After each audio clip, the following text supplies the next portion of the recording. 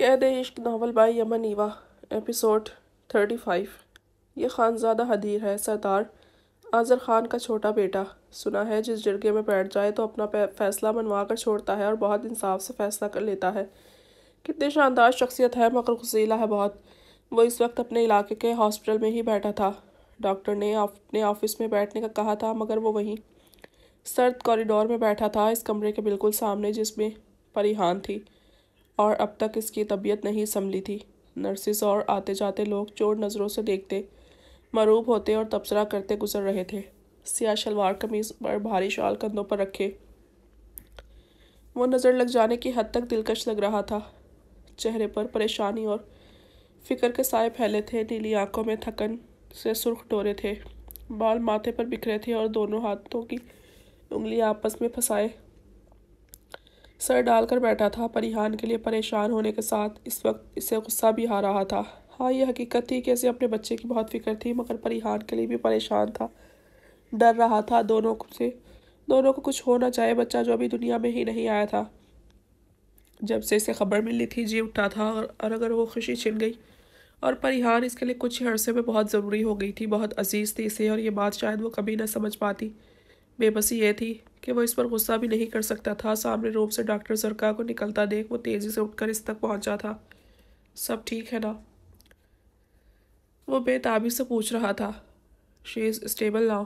Be P بہت زیادہ لو ہو رہا تھا، بہت مشکل سے کنٹرول کیا ہے۔ اگر آپ تھوڑی دیر کرتے یا فوری ٹریٹمنٹ نہ ملتی تو شاید آپ بہت بڑا نقصان اٹھاتے۔ اب شکر ہے ٹھیک ہے دونوں، بیبی اور ماما۔ آپ پلیز خیال رکھیں، ٹینشن سے دور رکھیں، اور اب چاہیں تو گھر لے جا سکتے ہیں۔ ڈاکٹر زرکا تفصیل سے آگاہ کر کے دروازے سے ہٹ گئی۔ نرسز بھی اس کے ساتھ نکلی۔ سب کے جاتے ہی وہ لب بھینچ کر کمرے میں داخل ہوا۔ پریحان اسے اندر آتا دیکھ کر آنکھیں بند کر گئی تھی، چہرہ زرد ہو رہا تھا، پلکیں بھیگ رہی تھیں۔ خانزادہ کا غصہ اس کی حالت دیکھ کر بھگ سے اڑا تھا۔ بہت لاپرواہ ہو پریحان، کیا بچہ صرف میرا ہے؟ یہ تمہاری جان کی کوئی اہمیت نہیں؟ اپنے آپ سے بھی ناراضگی ہے کیا تمہاری؟ اس کے پاس بیٹھ کر وہ آہستگی سے بولتا، زرد نم گال انگوٹھے سے سہلاتا، جھک کر اس کی نم پلکوں پر لب رکھ گیا تھا۔ پریحان کو اس کی بات پر رونا آنے لگا۔ وہ اسے کیا بتاتی، اس کے غم میں حویلی میں دنیا سے کٹ کر بڑی چھوٹی بہن کو بھلا دیا تھا، اسی بات کا ہی تو غم ستا رہا تھا۔ پھر جیسا مشکل وقت کٹا تھا، اب دل بھی کمزور ہو گیا تھا بہت۔ وہ جانتی تھی پوروا سب سے زیادہ پریحان کے قریب ہے۔ پہلے ماں گئی، پھر پریحان نے بھی اسے آنی کے حوالے کر کے چھوڑ دیا۔ آنی نے جانے کس مجبوری کے تحت اسے موسیٰ کے حوالے کیا تھا۔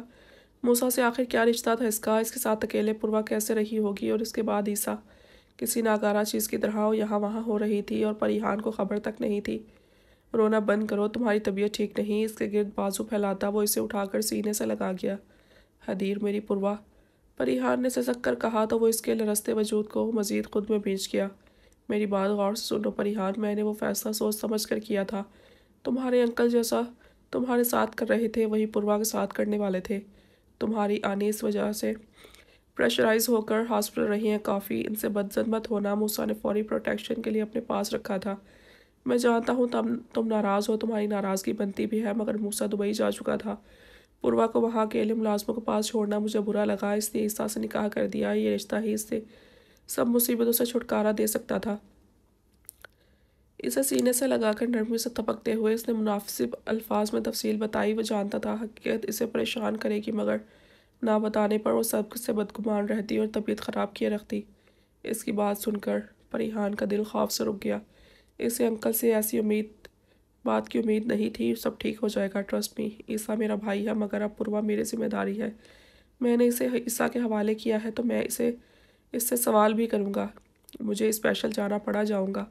وہ اس کا چہرہ سامنے کر کے نرمی سے نم گال سہلاتا بول رہا تھا۔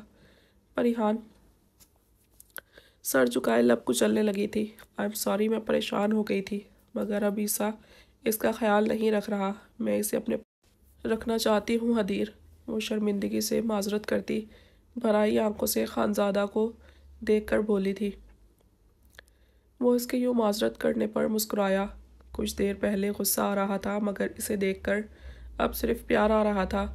غصہ کرنے کے قابل کہاں تھی وہ؟ ایسا سوچنے پر ہی اس کا دل اس کے خلاف ہو جاتا تھا۔ ہم اسے حویلی میں لے تو آتے، میں اسے اپنی ذمہ داری مانتا ہوں، مگر تم جانتی ہو نا یہاں ماحول، وہ یہاں مزید اپسیٹ ہوتی۔ عیسیٰ کو میں پوچھ لوں گا، فکر مت کرو۔ لہجے میں پیار سموئے وہ اپنائیت سے بولتا۔ پریحان کی پریشانی دور کر گیا۔ درد کرتے سر کے ساتھ وہ خود کو کوسنے لگی۔ یہی پہلے بات سن لیتی تو اتنی تکلیف نہ اٹھاتی۔ اب دماغ پر زور مت دو، مجھے تم دونوں بالکل ٹھیک چاہیے ہو، اس نے دونوں پر زور دے کر جتایا۔ پریحان کی آنکھیں بھاری ہو رہی تھی، سر ہلاتی خود کو ریلیکس کرنے کی کوشش کرنے لگی تھی۔ خانزادہ اسے اپنے حصار میں سمیٹ کر اس کے گالوں پر پرحدت لمس چھوڑ گیا۔ آؤ اب واپس چلیں، سب پریشان ہیں تمہارے لیے۔ اس پر شال صحیح سے پھیلا کر بولتا۔ اس کے پیروں کو بیڈ سے اتارتے ہوئے خیال آیا، اسے اٹھا کر لایا تھا، جوتے تو تھے نہیں، اسے بازوؤں میں اٹھا لیا۔ میرے لیے نہیں، وارث کے لیے۔ اور جانے وارث آئی یا بیٹی یہ بھی کنفرم نہیں، وہ منہ بنا بنا کر بولتی۔ اسے ہنسنے پر مجبور کر گئی، کوئی موقع نہیں جانے دیتی تھی وہ ان سب پر بولنے کا۔ بس فرق اتنا تھا، اب صرف حدیر کے سامنے بولتی تھی۔ صبح کے قریب حویلی پہنچے تو پریحان گھبرا گئی۔ حدیر نیچے اتارے، ایسا سب دیکھیں گے، وہ اکھلا کر بولی تو وہ مسکراہٹ دبا گیا۔ ایسا کرو سونے کی ایکٹنگ کر لو، پھر شرم نہیں آئے گی۔ اس کی طرف جھک کر سرگوشی میں بولا تو وہ جلدی سے اس کے سینے میں منہ چھپا گئی۔ وہ ہنسی دباتا سنجیدگی سے اندر کی طرف بڑھ گیا۔ اندر واقعی سب پریشان بیٹھے تھے۔ خانزادہ نے منع نہ کیا ہوتا تو شاید سب وہیں ہاسپٹل پہنچ جاتے۔ پریحان کے ٹھیک ہونے کا سن کر سب کو سانس آیا تھا۔ اسے کمرے میں لے جا کر خانزادہ نے لٹایا اور خود بھی چینج کرنے چلا گیا۔ چینج کر کے اس کے پاس لیٹا تو وہ اس کے گرد اپنے بازو لپیٹ کر اس کے کندھے پر سر رکھ گئی۔ وہ سمجھ گیا اپنے الفاظ پر شرمندہ ہے اور برے رویے کا ازالہ کرنے کی کوشش کر رہی ہے۔ پریحان، آئندہ پوری بات سنے بغیر ٹینشن مت لینا۔ آج خدا نہ خواستہ نقصان ہوتا تو ساری عمر یہ بات تمہیں تکلیف دیتی اور میں بھی معاف نہ کرتا۔ وہ اس کے بالوں میں انگلیاں چلاتا سنجیدگی سے سمجھا رہا تھا۔ پریحان نے جھرجھری لی۔ آئی ایم سوری پلیز، رونی صورت بنا کر آنکھیں میچتے اس کے سینے میں منہ چھپاتی بولی تھی۔ اٹس اوکے، اب ریلیکس ہو جاؤ، اور مجھے صرف بچے کی پرواہ نہیں ہے، تمہاری بھی فکر ہے۔ اس کے غصے میں کئی بات کا حوالہ دیا۔ وہ شرمندہ ہوئی۔ اپنا خیال خود رکھ سکتی ہو پریحان، میں بس ایک حد تک ہی کیئر کر سکتا ہوں تمہاری۔ اور سنو، اس کے گرد نرم حصار باندھ کر بولتا وہ پکار کر کروٹ بدلتا اس کے چہرے کی طرف جھکا تھا۔ پریحان نے آنکھیں کھول کر اسے دیکھا۔ تم میرا بچہ، تمہارے پاس میری امانت ہے، اگر کچھ ہوا نا تو بہت بری طرح پیش آؤں گا۔ اسے وارننگ دیتا واقعی ڈرا گیا تھا۔ اس کے گرد اپنا حصار تنگ کرتا شدت سے، اس کے چہرے کو اپنے لم سے سرخ کرتا وہ ظاہر کر گیا کہ آج کتنا ڈر گیا تھا۔ اب سو جاؤ، ریسٹ کرو، نرمی سے اس کے گال سے ہلا کر بولا تو وہ اس کی شدت پر حواس باختہ سی الجھی بکھری سانسوں کو درست کرتی اس کے سینے میں منہ چھپا گئی۔ وہ غلطی معاف کر گیا تھا مگر جتا بھی رہا تھا، مزید غلطیوں پر معافی کی گنجائش نہیں۔ کچھ معاملات میں وہ کافی اصول پرست واقع ہوا تھا۔ محبت اپنی جگہ، اسے خود کو بھی نقصان پہنچانے کی اجازت نہیں تھی۔ اسے سینے سے لگا کر سوتے خانزادہ نے سوچ لیا تھا وہ ریسٹ کر کے اس بار کال پر نہیں، خود جا کر ہی عیسیٰ کی کلاس لے گا جس نے لاپرواہی کی حد کر دی تھی۔ وہ غصے میں بھرا صبح کا انتظار کیے بنا ہی جھٹکے سے دروازہ کھول کر پوروا کے کمرے میں داخل ہوا۔ غصے سے دماغ کی رگ بری طرح پھڑک رہی تھی۔ اس کا جی چاہا گلا دبا دے اس بلا کا جس نے پہلے دن کی بھڑاس اتنے دن کی خاموشی کے بعد بھی نکالی تھی۔ وہ بلینکٹ میں چھپی سکون سے سو رہی تھی جب عیسیٰ نے جھٹکے سے بلینکٹ کھینچ کر اتارا۔ پوروا کسمسا کر بے چینی سے آنکھیں کھول گئی۔ سامنے عیسیٰ کو خونخوار تیور لیے گھورتا پا کر ہڑبڑا کر اٹھی، نیند سے گلابی بوجھل آنکھیں جھپک جھپک کر اسے دیکھا۔ کیا لگتا ہے تمہیں کوئی پاگل ہوں یا غلام ہوں تمہارا جو تمہاری مفت میں غلامی کروں گا؟ کیا چاہتی ہو تم؟ وہ پوری شدت سے دھاڑا تھا۔ پوروا کا سانس رک گیا، خوف سے پھیلی آنکھوں کو اس پر ٹکائے وہ ایسے سہم سہم کر سانس لے رہی تھی جیسے جرم کر رہی ہو۔ وہ کیا کہنا چاہ رہا تھا سمجھنے کی کوشش کرنے لگی۔ عیسیٰ کا چہرہ اور آنکھیں ضبط سے سرخ ہو رہے تھے۔ جھک کر پوروا کا بازو اپنی سخت گرفت میں لیتے جھٹکا دے کر اپنے سامنے کھڑا کیا۔ کیا کہا ہے اپنی بہن سے؟ مارتا ہوں تمہیں؟ کتنی دفعہ ہاتھ اٹھایا ہے تم پر بتاؤ؟ سرد لہجے میں بولتا اسے بری طرح جھنجھوڑ رہا تھا۔ وہ اندر تک ہل گئی۔ بتاؤ۔ اس کے چپ رہنے پر وہ زور سے چیخا، گلاس، جب تمہیں لگا تھا گلاس، اٹک اٹک کر کہتی پوروا کی بات کاٹ کر دھاڑا۔ پوروا کا دل خوف سے کانپ رہا تھا، کہنا چاہتی تھی اس کا یہی سرد رویہ اور غصہ اسے ڈراتا ہے۔ کمرے میں قید رہ کر تنگ آ گئی تھی، مگر اس وقت وہ سوال کر کے ظاہر کر رہا تھا کہ اسے جواب میں آواز تک نہیں سننی۔ سوری پلیز، وہ خوف سے روتی معافی مانگنے لگی۔ رات کے اس پہر نیند میں سوئے دماغ کو ابھی تک سمجھ نہیں آ رہا تھا آخر وہ غصہ کس بات پر ہے۔ گرم بستر نکال کر وہ چیخ کیوں رہا تھا؟ چپ، آواز نہ آئے، صاف کرو آنسو، وہ غصے سے جھٹکا دے کر بولتا۔ اس وقت بس پوروا کو مار ڈالنا چاہ رہا تھا۔ دونوں بازوؤں میں انگلیاں گاڑے وہ اسے ہلنے تک کی اجازت نہیں دے رہا تھا۔ نئے حکم پر اس نے جلدی سے کانپتے ہاتھوں سے آنسو صاف کیے اور لب بیچ کر سسکی دبائی تھی۔ اب بیٹھو اور میں جو بات کروں گا کان کھول کر سننا۔ اسے جھٹکے سے چھوڑا تھا۔ وہ لڑکھڑا کر بیڈ پر گرتی جلدی سے سمٹ کر کونے میں بیٹھ گئی۔ عیسیٰ نے گہرے سانس بھر کر خود پر کنٹرول کیا، ورنہ جیسے موسیٰ نے کال پر اسے باتیں سنائی تھی پریحان کی حالت اور خانزادہ کی ناراضگی پر، اس کا دماغ الٹ گیا تھا۔ وہ اچانک گلے پڑ جانے والی مصیبت کو سنبھالنے خیال رکھے مگر غصہ تک نہ کرے، اور اگر کر ہی لیا تھا تو اس پر بھی اس سے سوال کیا جا رہا تھا۔ اس وقت اس کا بس چلتا تو پوروا کا گلا دبا دیتا۔ اس نے بہت مشکل سے خود پر ضبط کیا تھا۔ سامنے بیڈ گراؤنڈ کے بالکل ساتھ گھٹنے سمیٹ کر سکڑی سمٹی کانپتی ہوئی پوروا کی خوف سے پھیلی آنکھیں اس پر جمی تھی۔ تمہیں اندازہ بھی ہے تم نے جو بکواس کی ہے اپنی بہن سے؟ وہ ہاسپٹل پہنچ گئی ہے صرف تمہارے جھوٹ کی وجہ سے۔ پہلے دن گلاس دیوار پر مارا تھا، وہ وارننگ تھی، اور اس بار لاسٹ ٹائم وارن کر رہا ہوں، اگر اب تم نے کسی سے بھی کسی قسم کی ایسی ویسی بات کی تو اگلی بار واقعی گلاس تمہارے منہ پر لگے گا، سمجھ آئی تمہیں؟ اس پر جھک کر سختی سے بولتے ہوئے دھمکایا تو وہ سر ہلا گئی۔ حلق سے آواز نکالنا مشکل ترین ہو گیا تھا۔ وہ کسی جن کی طرح سر پر نازل سانس خشک کر رہا تھا۔ گڈ، ورنہ یاد رکھنا تمہاری ان جھوٹی باتوں سے میرا کوئی نقصان نہیں ہوگا۔ آنی تمہاری تو مرنے پر ہے ہی، تمہاری بہن بھی مر جائے گی تمہاری فکر میں، تو نقصان تمہارا ہی ہوگا۔ اب سنبھل کر بولنا۔ وہ سنگ دلی سے بولتا پوروا کو خوف میں مبتلا کر گیا تھا۔ اسے پریحان کے ہاسپٹلائز ہونے کی اب خبر مل رہی تھی، وہ بھی اس برے طریقے سے۔ اسے تو لگا تھا پریحان اسے اس قید سے نجات دلا دے گی، اس لیے جو بھی محسوس کیا بتاتی گئی، مگر شاید اب کچھ بھی پہلے جیسا نہیں رہا تھا۔ عیسیٰ سیدھا ہوتا گہرا سانس بھر کر اسے دیکھنے لگا۔ سر جھکائے وہ بہت مشکل سے کنٹرول کر رہی تھی، یقیناً رونا چاہتی تھی۔ اس کے ماتھے پر بل پڑے، جھوٹ بول کر سب کی ہمدردیاں بھی بٹور لی، بہن کو ہاسپٹل پہنچا دیا اور خود اب مظلوم بنی بیٹھی ہے۔ چھوٹی بلا، وہ بڑبڑایا، اب سو جاؤ یا اسی غم میں جاگنا ہے؟ اب تمہیں سمجھا دیا ہے، ایسے ہی تمیز سے رہو گی تو مشکل کم ہوگی ذرا۔ جو بھی مسئلہ ہے آئندہ مجھ سے کہنا، جو بھی بھائی یا ہمدرد ہیں نہ ان سے، اب سب سے میری شکایت لگانا چھوڑ دو۔ بچی نہیں ہو تم۔ اس نے اس کی چھوٹی عقل میں اپنی بات گھسائی اور دھپ دھپ کرتا جیسے آیا تھا ویسے ہی پلٹ گیا۔ پوروا سردی سے ٹھٹرتی وہیں سے سکتی بیٹھی رہ گئی۔ اب جو شکایات تھی وہ دل میں دبا گئی، نہ اٹھنے کی ہمت ہوئی نہ سونے کی۔ نیند تو وہ اڑا ہی چکا تھا۔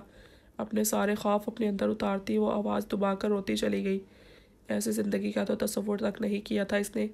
بھیانک خواب لگ رہا تھا یہ سب، اور شدت سے خواہش تھی آنکھ کھلے اور زندگی پہلے جیسی ہو جائے۔ زندگی بدل گئی تھی، وقت بدل گیا تھا، مگر یہ تبدیلی پوروا حسن کے لیے بہت ظالم تھی۔ اگلے روز صبح وہ اٹھا تو روزانہ کی طرح کچن سے دودھ کا پیک غائب نہیں تھا۔ اس نے محسوس تو کیا مگر سر جھٹک کر ناشتہ تیار کرنے لگا۔ ناشتہ بنا کر معمول کی طرح اس کا ڈور ناک کیا، تب بھی رسپانس نہیں آیا۔ اس کی خواہ کی ناراضگی پر وہ چڑ گیا۔ سمجھتی کیا ہے خود کو؟ میری بلا سے بھوکی مر جائے فضول لڑکی، ذرا سا سمجھا دیا ہے، الٹا ایٹیٹیوڈ، پڑی رہو مجھے فرق نہیں پڑتا۔ اس نے بڑبڑاتے جلتے ناشتہ کیا، کمرے میں جا کر تیاری کی، اسے باڑ میں جھونکنے کا کہتے کہتے ہی دوبارہ اس کے کمرے کے دروازے پر پہنچ گیا۔ خود کو کوستے دروازہ کھولا اور اندر داخل ہوا۔ وہ سامنے رات والی ہی پوزیشن میں سکڑی سمٹی سی بیٹھی تھی۔ وہ اندھیرے میں آنکھیں پوری سے زیادہ کھولے اسے حیرت سے دیکھنے لگا۔ سوئچ بورڈ پر ہاتھ مار کر لائٹس آن کی اور اس کے پاس پہنچا۔ وہ ہولے ہولے کانپ رہی تھی۔ Purva are you okay? آہستگی سے ہاتھ بڑھا کر اس کے سر پر رکھ کر اسے پکارا۔ یار کیا عذاب ہے! وہ زچ ہو گیا۔ رات کہا بھی تھا سو جاؤ۔ عجیب ڈھیٹ لڑکی تھی جو بیٹھی بیٹھی ہی مرنے پر بضید تھی۔ غصے سے اسے پکڑ کر اپنی طرف کھینچتے ہوئے چہرہ سامنے کیا تو دھک سے رہ گیا۔ بالکل سفید خشک پڑتے ہونٹ اور سرخ ہوتا چہرہ، آنکھیں بری طرح سوج رہی تھیں۔ دیکھ کر لگ رہا تھا کافی دیر روتی رہی ہے۔ یار تم اپنی غلطی کر کے ماننے کے بجائے الٹا ڈٹائی سے بیٹھے بیٹھے ناراض ہو گئی، عجیب ہو۔ وہ خفگی سے بڑبڑایا، لہجہ نرم ہو گیا تھا، گرفت میں بھی نرمی آ گئی تھی۔ اسے بیڈ پر صحیح سے لٹایا اور بلینکٹ اس پر ڈال کر باہر نکلا۔ دودھ نیم گرم کر کے مگ میں ڈالا اور سائڈ بریڈ اور جیم بھی اٹھا لیا۔ ٹرے اندر لا کر سائڈ ٹیبل پر رکھا اور بلینکٹ میں کپ کپ آ رہی تھی۔ اسے سہارا دے کر اٹھایا تو وہ اسی کے کندھے پر سر رکھ گئی۔ عیسیٰ کے ہاتھ تھم گئے، نظر جھکا کر اسے دیکھا۔ اس کی آنکھیں بند تھی، بخار میں بری طرح جل رہی تھی، نہ ہوش تھا نہ ہی اندازہ تھا اس سے کہ وہ کہاں اور کس کے پاس ہے۔ عیسیٰ نے بیڈ گراؤنڈ سے ٹیک لگا کر اس کے گرد ایک بازو پھیلایا اور خود سے لگاتے ہوئے سہارا دیا۔ دوسرے ہاتھ سے مشکل سے بریڈ پر جیم لگایا اور اسے کھلانے کی کوشش کرنے لگا۔ وہ نیم بے ہوش تھی، اس کے سینے میں منہ چھپاتی سونے میں مصروف تھی۔ وہ بری طرح چڑھ گیا۔ یہ بالکل پہلا تجربہ تھا کسی لڑکی کو اس طرح سنبھالنے کا۔ وہ سمجھ نہیں پا رہا تھا اسے کیسے کھلائے۔ بریڈ واپس پٹک کر دودھ کا گلاس اٹھایا۔ پوروا سیدھی ہو کر دودھ پیو پھر سو جانا، اسے پکارتے ہوئے مشکل سے لہجہ نرم رکھا تھا، ورنہ بس نہیں چل رہا تھا۔ رات کی طرح ہی جھٹکا دے کر سیدھا کرے اور سختی سے کہے کہ دودھ پیو۔ جانے کیسے وہ لحاظ کر رہا تھا اس کی طبیعت کا۔ پوروا کو آواز لگا کر کچھ ہوش دلایا تو وہ پھر سے سسکنے کا شغل شروع کر گئی تھی۔ عیسیٰ کا تو سر گھوم گیا۔ ٹرے میں دودھ کا گلاس واپس پٹکا اور اسے سیدھا کیا۔ وہ آنکھیں بھگوئے بیٹھی تھی۔ پوروا یہ لو دودھ پیو، نرمی سے کہہ کر گلاس ہونٹوں سے لگایا تھا۔ اندر سے چاہے تل ملا رہا تھا مگر انداز میں نرمی سمٹ آئی تھی۔ اسے لگا تھا وہ انکار کرے گی، منع کر دے گی، مگر اسے حیرت ہوئی۔ دودھ کا ذائقہ محسوس کرتے ہی وہ بند آنکھوں سے بھی گلاس کو منہ لگاتی بچے کی طرح تیزی سے دودھ پینے لگی تھی۔ عیسیٰ کو اس کی حرکت پر بے ساختہ ہنسی آئی تھی۔ دودھ کا گلاس خالی کروا کر رخ پھیرتا رکھ رہا تھا جب پوروا پھر سے اسی کے سینے میں چہرہ چھپائے سو گئی۔ ٹھنڈ اور بخار کی بے چینی سے تنگ ہوتی وہ اسی میں پناہ ڈھونڈ رہی تھی، اور وہ کچھ دیر پہلے اسے بھاڑ میں جھونکنے والا اسے لٹا کر بلینکٹ اس پر سیٹ کرتا سینے سے لگائے تھپک رہا تھا تاکہ وہ سکون سے سو جائے۔ شہر جانے کی تیاری کرتا خانزادہ پلٹ کر سوتی ہوئی پریحان کے پاس پہنچا۔ اب کافی بہتر لگ رہی تھی وہ۔ جھک کر پیشانی پر لب رکھے وہ کمرے سے باہر نکل کر خانی بیگم کو اس کی طبیعت سے آگاہ کر کے خصوصی خیال رکھنے کی ہدایت دیتا باہر نکل گیا۔ ادب خان اس کی گاڑی تیار کیے باہر موجود تھا۔ اس کے لیے دروازہ کھولا۔ اس سے پہلے کہ وہ بیٹھتا داور کی گاڑی جھٹکے سے آ کر رکی تھی۔ وہ چونک کر دیکھتا رک گیا۔ داور تیزی سے نکلا تھا اور دوسری جانب سے یاور نکلا تھا۔ کیا ہوا، سب خیریت ہے نا لالا؟ خانزادہ نے ان کی طرف بڑھ کر فکر مندی سے پوچھا۔ ادب خان ڈور بند کیے ادب سے سر جھکا کر کھڑا ہو گیا۔ یاور کے چہرے پر سرد سنجیدگی تھی جبکہ داور پریشان تھا۔ خانزادہ کے سوال پر اس کے قریب ہوا۔ سب ٹھیک نہیں ہے خانزادہ، یہ اس پاگل نے راہم سے جھگڑا کر کے اسے گولی مار دی ہے۔ داور نے گھبرا کر بتاتے ہوئے غصیلی نظر یاور پر ڈالی تھی۔ خانزادہ کا دماغ بھگ سے اڑا تھا۔ کیا مطلب گولی؟ وہ کہاں ہے؟ خانزادہ نے پریشانی کے مارے ہکلا کر پوچھا تو وہ دونوں چونکے۔ ہمارے ڈیرے کے پچھلی جانب پڑا ہے۔ شکر ہے وہاں کوئی نہیں تھا، میں اسے وہاں سے لے آیا۔ داور نے بوکھلا کر بتایا۔ اسے دیکھ کر لگ رہا تھا بری طرح حواس باختگی کا شکار ہو رہا ہے۔ یاور کو تو لے آیا تھا مگر راہم کی فکر کھا رہی تھی۔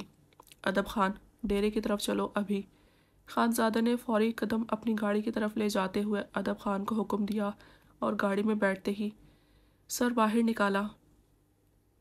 آپ دونوں یہیں رہیے گا۔ دونوں بھائیوں کو ہدایت دی اور ادب خان نے ہوا کی سی رفتار سے گاڑی حویلی کی حد سے نکال کر ڈیرے کی جانب موڑ لی۔ ڈیرے کی پچھلی جانب پہنچتے ہی وہ بھاگ کر خون سے لت پت راہم کے قریب گیا تھا۔ نبض چیک کی تو مدھم سی مگر چل رہی تھی۔ ادب خان، اسے گاڑی میں ڈلواؤ اور ہاسپٹل لے چلو۔ یہ زندہ ہے یار، خانزادہ نے فکر مندی سے کہا۔ ادب خان نے حکم ملتے ہی ایک گارڈ کو بلایا اور اس کی مدد سے راہم خٹک کو گاڑی میں ڈالا۔ خانزادہ بھی ساتھ بیٹھتے ہی اس کے پیٹ سے نکلتے خون کو روکنے کی کوشش کرنے لگا۔ ادب خان نے اپنی مخصوص رفتار میں ہاسپٹل پہنچایا تھا۔ وہاں راہم خٹک کو فوری ایڈمٹ کیا گیا تھا اور خانزادہ حدیر کو پہچانتے ہی بہترین ڈاکٹرز کا عملہ آپریشن تھیٹر میں پہنچ گیا تھا۔ خانزادہ خون سے بھرے کپڑے لیے تھک کر ایک طرف بیٹھ گیا۔ پریشانی سے برا حال ہو رہا تھا۔ راہم کی زندگی کی فکر تو تھی ہی، لیکن وہ مر گیا تو اس کے بعد دشمنی میں کیا کچھ ہو سکتا تھا، یہ سوچ کر اس کے اعصاب جواب دینے لگے تھے۔ ابھی وہ بیٹھا ہی تھا کہ ادب خان بھاگا اس کے پاس پہنچا اور موبائل اس کی طرف بڑھایا۔ اس نے موبائل تھام کر کان سے لگایا کیونکہ وہ جانتا تھا ادب خان اس وقت اگر آیا تھا تو ضروری کال ہی لا سکتا تھا اس کے پاس۔ خانزادہ حدیر صاحب میں اس پہ جہانگیر بات کر رہا ہوں۔ بہروز خان کے خلاف سارے ثبوت کنفرم ہو گئے ہیں۔ ہم نے اریسٹ وارنٹ بھی جاری کروا لیا ہے۔ آج ہی بہروز خان کے ڈیرے پر چھاپا مارنے کو تیار ہیں۔ اس بات کے بھی ثبوت مل گئے ہیں کہ ہاشم خان کی شہر میں موجود فیکٹری میں انلیگل سائڈ ورک ہو رہا ہے۔ ایک ٹیم وہاں جائے گی۔ ایس پی اس کے ہیلو کہتے ہی پرجوش انداز میں بتاتا چلا گیا۔ جس کام کے لیے وہ پچھلے 1 ماہ سے منتظر رہا تھا وہ آج ہونے کو تھا۔ وہ تیزی سے کھڑا ہوا۔ اوکے میں ڈیرے پر پہنچ رہا ہوں، اس نے سنجیدگی سے کہہ کر کال کاٹی۔ ادب خان کو دیکھ کر گہرا سانس بھرا۔ ادب خان، آج میں اپنے چچا کا، گلجان اور ہر اس بات کا بدلہ سود سمیت لوں گا جو بہروز خان نے دوستی کی آڑ میں میرے خاندان کے ساتھ کیا ہے۔ تم اسی وقت ہاشم خان کی فیکٹری میں انلیگل ورک کی ٹپ دے کر میڈیا کو بھیجو وہاں۔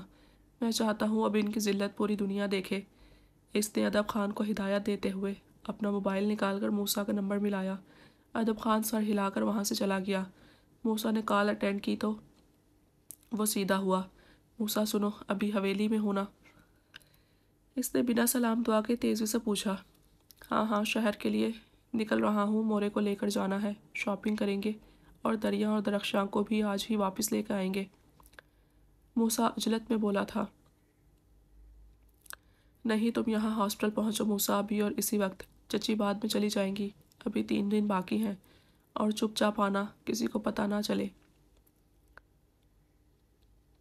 خانزادہ نے سنجیدگی سے کہا اور کال کاٹ دی تھی، ورنہ موسیٰ آنے سے پہلے 100 سوال کرتا۔ اسے بہروز خان کے ڈیرے پر جانا تھا۔ اس نے جو بھی قتل اب تک کروائے تھے، جب پرویز خان سے یہ سب کروایا تھا، سب ریکارڈ پولیس کو ثبوت سمیت ادب خان نے پہنچا دیا تھا۔ ادب خان کا بندہ جو بہروز خان کے ڈیرے پر تھا، اس نے رسک لے کر بہروز خان کی اندر کی باتیں نکال دی تھیں۔ ادب خان نے اس بندے کو بھی فی الحال محفوظ جگہ پر غائب کروا دیا تھا۔ اس وقت راہم کے لیے بھی کسی ایک کا موجود ہونا ضروری تھا۔ وہ ٹہلتے ہوئے موسیٰ کا انتظار کر رہا تھا۔ تھوڑی دیر گزری ہوگی کہ موسیٰ بوکھلایا ہوا بھاگا وہاں پہنچا۔ خانزادہ کے کپڑوں پر خون دیکھ کر اس کا رنگ اڑ گیا تھا۔ جگر، کیا ہوا میرا جگر؟ تو ٹھیک ہے نا؟ وہ ارد گرد کی پرواہ کیے بنا بھاگ کر اس تک پہنچا، ہاتھ لگا کر پوچھتا۔ وہ پریشان ہو رہا تھا، وہ خجل ہو گیا۔ موسیٰ، میں ٹھیک ہوں، میری بات غور سے سنو۔ اندر آپریشن تھیٹر میں اس وقت راہم کا ٹک ہے، اسے گولی لگی ہے۔ یہاں رکو اور اس بات کی خبر کسی کو مت ہونے دینا۔ دعا کرو وہ بچ جائے، ورنہ بہت مشکل ہو جائے گی یار۔ خانزادہ بولتے بولتے ہی ہمت ہارتے ہوئے بولا۔ موسیٰ نے پریشان نظروں سے اسے دیکھا اور اس کی جلد بازی کو دیکھ کر مزید سوال کیے بنا سر ہلا دیا۔ خانزادہ اپنی شال کپڑوں پر پھیلاتا باہر نکلا۔ ڈرائیور نے جلدی سے آگے بڑھ کر گاڑی کا ڈور کھولا۔ وہ حویلی جانے کا کہہ کر بیٹھا تو عیسیٰ کا خیال آیا۔ بے چارگی سے سانس بھرتا۔ عیسیٰ کو کال ملا گیا تھا۔